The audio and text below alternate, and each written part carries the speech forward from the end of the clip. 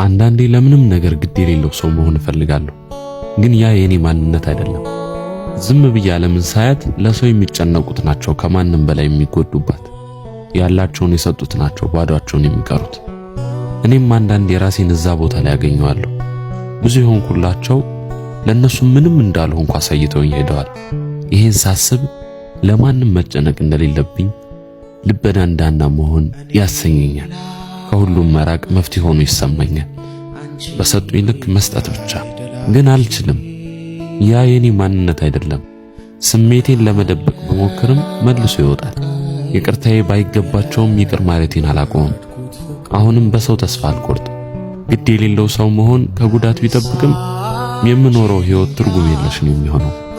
ልቤ ጥንካሬ ነው፣ ደካማ ጎኔ አይደለም።